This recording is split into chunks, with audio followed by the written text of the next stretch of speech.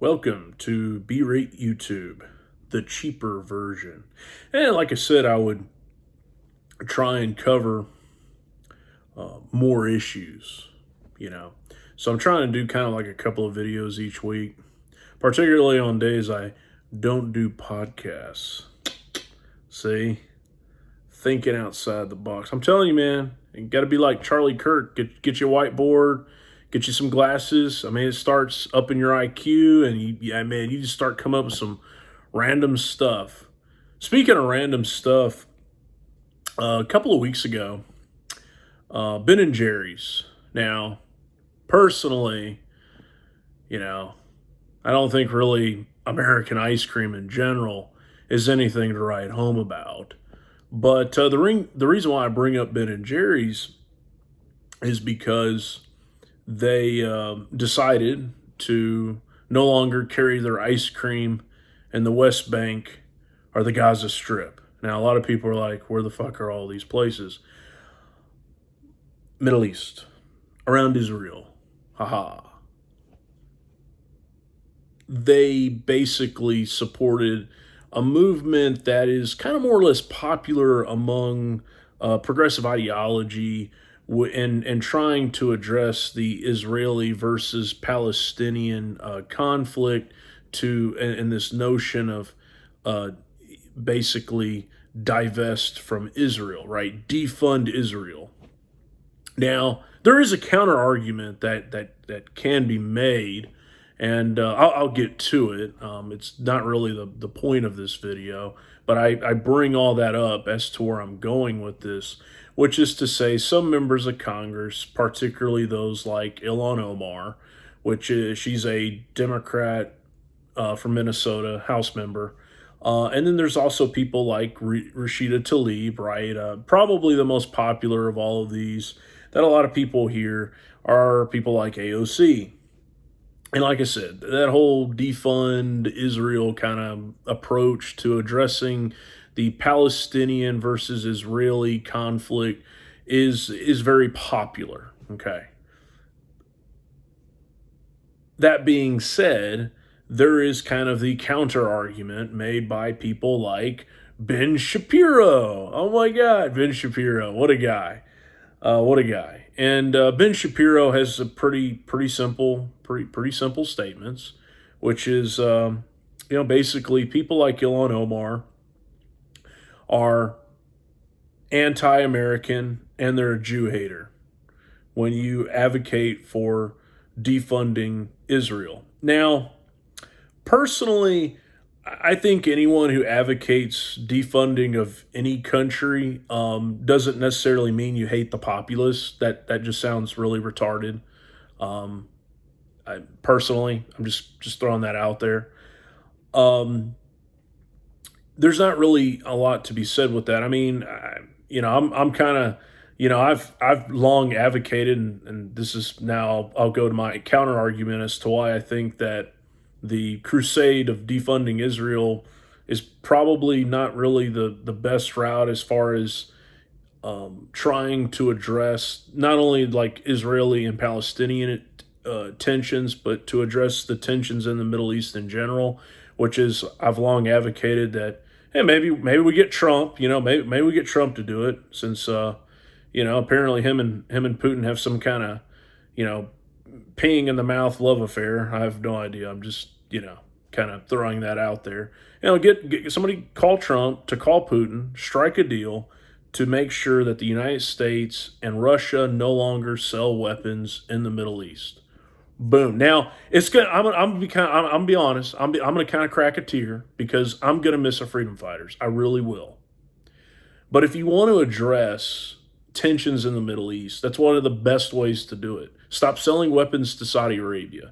And that is really like a defund Saudi Arabia comment. That doesn't mean I hate Muslims.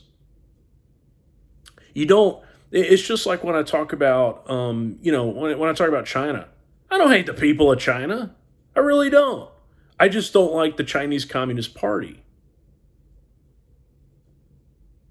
It's like People don't really understand then the issue with Hong Kong. It's like the people of Hong Kong don't hate themselves. They just don't like the Chinese Communist Party.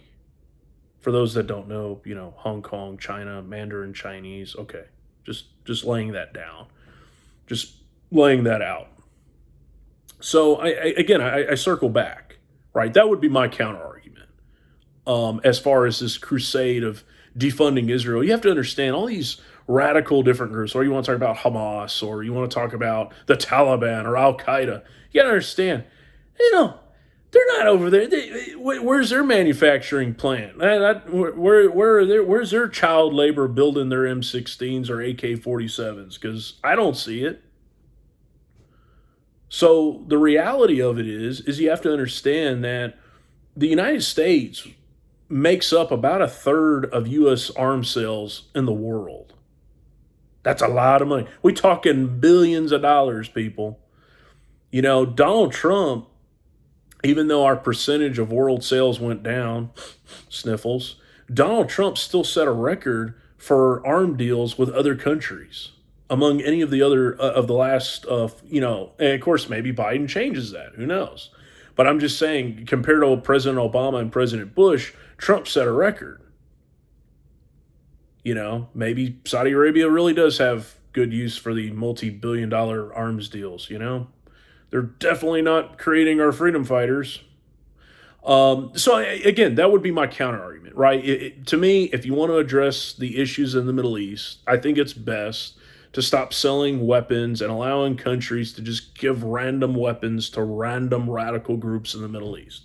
That's my counter argument. But people like Ben Shapiro are not going to argue anything like that. They're just going to be like, oh, yeah, I don't know, you sound like you hate America and you hate Jews. And it's like, well, I mean, again, the crusade by progressives to defund Israel, I'll give it'll probably be more successful than the conservative attempts to defund Obamacare. There you go. There's I'll give it I'll give it a higher chance than defunding Obamacare. But ever since the law's passage, Obamacare's still here. Yet there's still the crusade. Get that one court case to overturn Obamacare. That's all you need. And it's like, it's a tax. Okay? Go listen to Radio Guy. He will tell you. Doesn't matter what you pay to the government, local, state, or federal. It's a tax. You can call it whatever you want. Penalty, a fine, a fee, still a tax. So people like Ben Shapiro aren't going to make the argument I just made, because in the end, as much as he likes to make the claim that he's libertarian-minded, he's about as libertarian-minded as I am communist-minded, which is to say he's nowhere near that. Ben Shapiro is a neoconservative. That is what he is. You can take that for whatever you like. Now, am I just making that because, oh, well, I disagree with Ben Shapiro on this, and so I'm just calling him names? No, I'll give you my reasonings as to why I believe Ben Shapiro is a neoconservative. His comments in relation to George W. Bush is more of, if he has to rate the presidency of George W. Bush, he's not an A president, but he definitely solid B. He was a great guy. And if you listen to me, I'm kind of like, I think George W. Bush is probably one of the worst U.S. presidents we've ever had. George W. Bush is the definition of neoconservatism as far as this, well, I think we should really help the corporate world, especially if you're the head of a country. We'll really help you as long as you kind of, fit in U.S. interests. Otherwise, we might have to Muammar Gaddafi you. That's in relation to Libya, which that country's seen great turmoil since his demise. So the reality of it is like I said, the comments made by George W. Bush, Ben Shapiro was very supportive of us going into Iraq. We can continue on and on. And so this notion that Ben Shapiro is somehow libertarian minded, I'm like, yeah, he's, like I said, Ben Shapiro is about as libertarian minded as I am communist minded. And like I said, the whole point of this video in the end is, I guess, kind of a continuation of the un-American American, but I didn't cover on that. I was just saying that just because you advocate against another country's government doesn't necessarily mean you hate the people. That to me, that doesn't make any sense. Like, just because I'm like, hey, maybe we shouldn't sell weapons to Saudi Arabia, hey, maybe we should, maybe the CCP should, improve their human rights violations, maybe work on human rights violations. That doesn't mean I hate Chinese people now. That doesn't mean I hate Muslim people. It's just not that's retarded. That doesn't no. Sorry. And like I said, if you really want to have a counter argument to the progressive, crusade on defunding Israel, well, like I said, it's probably I'd give it more. It probably is a bit more successful than trying to defund Obamacare. Yeah, I'll put it like as far as like ranking. But that would be my counter argument. I would say, well, defunding Israel. I mean, that doesn't seem to be like the root cause. I would say, like, in the end, if you really want to address the Middle East situation, you start by like, well, you know what? Since neoliberals, aka Democrats, usually typically want to do background checks on Americans, why don't we do background checks on who's going to get American weapons? How about that? Overseas. Boom. Oh my God. Oh man. I mean, like I said, it cans all our freedom fighters. It really does. Our freedom fighters are out of a job. But like I said, the overall point is people like me don't really have much content if you don't do name calling, if you show consistency. That was one thing I had talked about on Monday, was the lack of consistency again.